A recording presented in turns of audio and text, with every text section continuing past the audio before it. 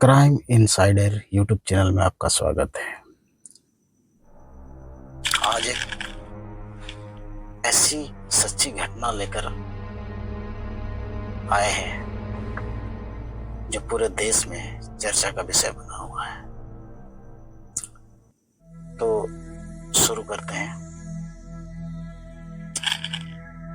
यह एक दिल दहला देने वाली सच्ची घटना है जो उत्तर प्रदेश के सहारनपुर जिले के गंगोह थाना क्षेत्र के एक गांव सांगाटेड़ की है। इस कहानी का मुख्य किरदार भारतीय जनता पार्टी युवा मोर्चा का पूर्व जिला अध्यक्ष योगेश रोहिल्ला है, जो अपने ही परिवार के खिलाफ इतना क्रूर हो जाएगा इसकी किसी को कल्पना भी नहीं थी।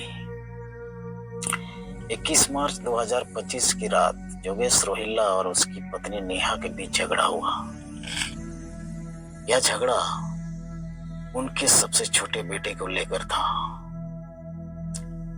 योगेश को यह शक था कि यह बेटा उसका नहीं है और वह कई बार डीएनए टेस्ट कराने की धमकी दे चुका था। इसके चलते पति पत्नी के बीच अक्सर विवाद होते रहते थे। लेकिन 22 मार्च की सुबह जैसे एक सामान्य दिन की तरह शुरू हुई।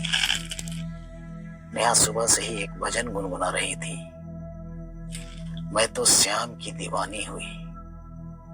जब योगेश ने यह सुना तो उसे गुस्सा आ गया।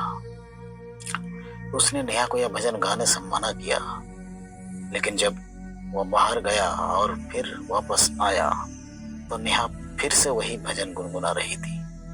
यह देखकर उसका गुस्सा और बढ़ गया। सुबह से दोपहर हो गई, लेकिन नेहा बार बार वही भजन गुनगुना रही थी। योगेश को लगने लगा कि नेहा जानबूझकर उसे चिढ़ा रही है। वो बार बार कहता कि इसे मत गुनगुनाओ, लेकिन जब उसने दोबारा नेहा को गाते सुना तो उसका गुस्सा बेकाबू हो गया।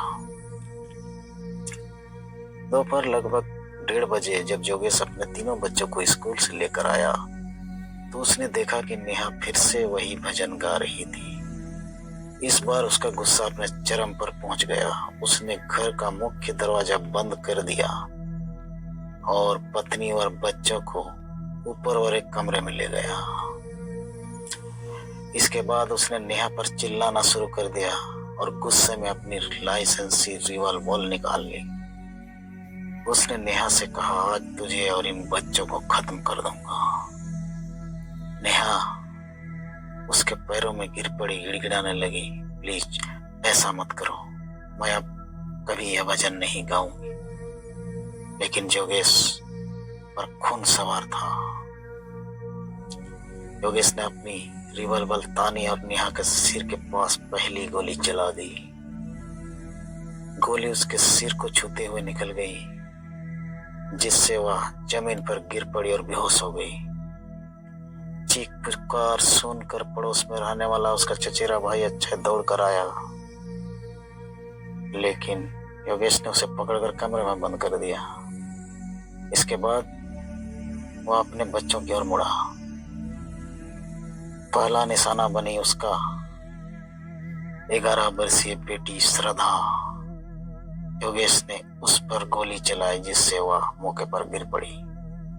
फिर उसने श्रद्धा को पहली मंजिल की खिड़की से नीचे गली में फेंक दिया। इसके बाद उसने अपने 6 वर्षीय बेटे देवांश की ओर रिवॉल्वर घुमाया और कनपट्टी पर गोली मार दी। फिर उसे भी खिड़की से बाहर फेंक दिया। आखिर में उसकी बारी आई 3 साल के बेटे शिवांश की। योगेश ने उसकी भी हत्या कर दी और उसे भी बाहर फेंक दिया। योगेश ने इस भयानक घटना के बाद पुलिस स्टेशन में फोन किया और इंस्पेक्टर से कहा, मैं अपनी बीवी और बच्चों को मार दिया हूँ, जल्दी आ जाओ। अगर देरी हुई तो मैं खुद को भी गोली मार लूंगा। यह सुनकर पुलिस में हड़कंप मच गया। इंस्पेक्टर ने तुरंत गांव के लोगों से संपर्क किया और जितनी जल्दी हो सके गांव पहुंचने को कहा, लेकिन जब किसी ने दरवाजा खोलने की कोशिश की तो योगेश ने रिवॉल्वर तान दी और धमकी दी कि जो भी आगे बढ़ेगा उसे भी गोली मार देगा।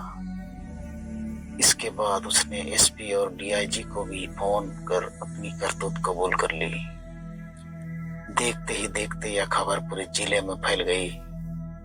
जब पुलिस मौके पर पहुंची तो उसने पाया कि श्रद्धा की मौके पर ही मौत हो चुकी थी।